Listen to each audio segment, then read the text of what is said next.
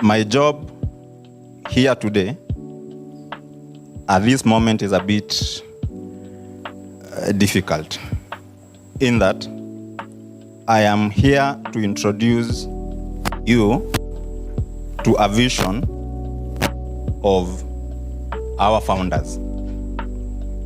A vision that is bigger than myself, which reminds me of a story. There was this man that longed to build a house for the Lord. It is written that he was a man after God's own heart. But God did not allow that man to build the house. Instead, God promised him that the son would build the house instead. So this man with this big vision, what was he to do? He said to himself, I will try my best and make all the preparations that I can so that when my son's time comes, he'll be able to succeed. At the very end of the man's life, he is said to have told his son, I have provided with much pain these much materials and readied so many workmen so that your work becomes easier. But to this that I have stockpiled, you must add. So arise and work, and the Lord be with you. I remember that story because I need the same grace as that son. Because the task that is before me is similar to that of his young and inexperienced son. In this introduction, I will stand in the shoes of the founders, as I said, the people who began this great organization. I'll also want to acknowledge Madam Nancy for being gracious enough to accept to be our chief guest, and also, above else, her presence here affirms that in this development, there is something for everyone. Most of our members here are Gen Zs. They may not know what that tagline, the weight of that tagline. But for us who have been around for some time, we know what that means. Now, to fully appreciate what this group stands for, you must look at what the real estate space was before the likes of us came along as a group. You would find more stalled projects all over. There were even more stalled projects than the ghost ones. You would find most developments simply offered a shelter at a time when the residents were craving for more. It was also normal for projects that were promised to complete in 2 years, dragging on to 5 years, and at the same time expecting the customers to be patient and even be grateful that finally it is completed. We knew what the market needed. It was not more empty promises, and the market did not need incomplete projects. It needed a change. And craftsmen of all ages have said, you measure twice so that you can cut once. We took our time to study those who came before us, the many developers who had come and fallen, and the few who had succeeded in this space. And from that, we built a model that was focused majorly on one thing: a full customer experience, catering to both the residents and the investors alike. With us, you need only buy a unit. That first step sets in motion everything else. We will build for you. The building will be complete in time, and then it will be managed for you. You need not do anything else, except maybe worry how you will add and increase your portfolio by the time we launch the next project, like the way we are launching this one. We've built a frictionless system where we don't have stalled projects in our portfolio. Every development that we have offers more than just normal tenancy. It offers other lifestyle benefits. You'll find swimming pools, you'll find jogging tracks, you'll find gyms, you'll find as much as you wish. And in every project, we have so far been able to deliver it on time. Those painful lessons from those giants that came before us became our foundation. That gave us the courage to step forward where others had failed. And even though the odds were against us, the results now speak for themselves. And so, we are here today, launching our 5th development project. What you may not know is that as a group, we have been here for only 4 years.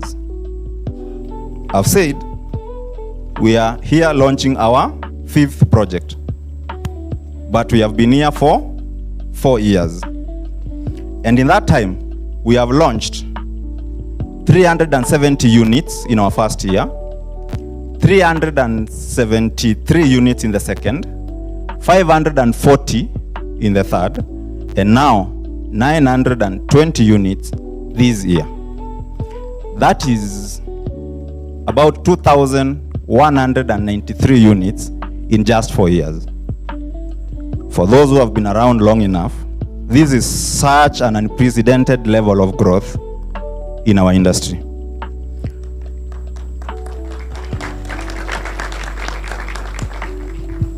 Thank you. We've managed such a remarkable achievement only because we were able to stand on the shoulders of giants. And from them, we learned 3 indispensable principles that guide this group to this day. The first principle: disciplined execution. At all times, we as a group are brutally honest about 2 things: what is expected of us by our stakeholders, and what our true capacity as a team to honor that promise, both in cost, in time, and in resources. And this discipline, in our case, is evident in the numbers that I have just shared. In our first and second years, if you noticed, we grew by only 4%. But remember, those are the years when the group's foundation is being laid. If you are to go high, you will stay quite some time on the ground and in the basement so that you can lay proper foundation for when it's your time to rise. By the 3rd year, like the infamous Chinese bamboo, we grew by a whopping 45%. As in 4%, you just do the kids' math and add a 5 after 4, 45%. And in this year, with this launch of Astana, we will have grown from last year by 70%.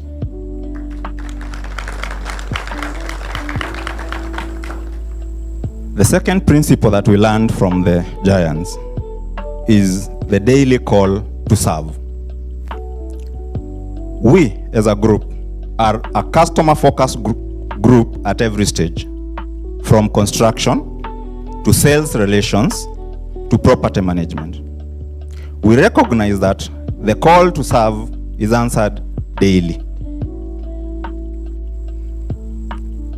For you investors, unlike the way you invest in shares and bonds, your investment here with us is something tangible. You can touch it, you can walk in it, you can live in it. And yet, like shares and bonds, once you've invested with us, you need not lift a finger. We'll take care of everything on your behalf. Yes, you'll get returns, but there is a big difference in a physical, tangible investment.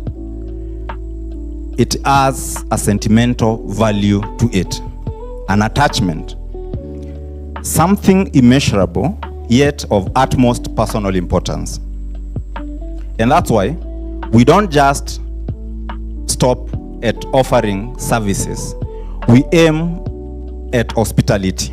And it is said, service is black and white, but hospitality is color. The second way that we answer that call to serve is by developing the capability of our people. The work that you see being showcased is not done by a single person. One manager is said to have asked in a meeting, what happens if we train people and then they leave and go work elsewhere? His leader replied with a question. What happens if we don't train them and they stay?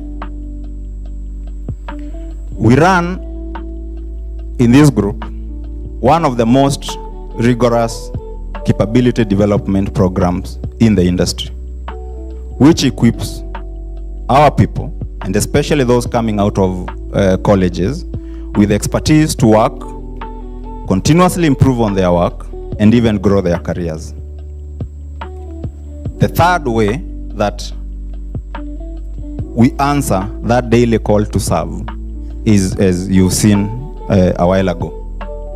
We have a culture in Latin called ora et labora, a culture that integrates prayer and work. What you've seen is a norm here. It's not an exception. It's not something we do when we have guests or when there's a function. And just so you don't get it all confused about where we get these traditions from, we read in Psalms 118, verse 164. 7 times a day I praise you, because your edicts are just. You will also see this culture and tradition in the book of Daniel and in the stories of Elijah.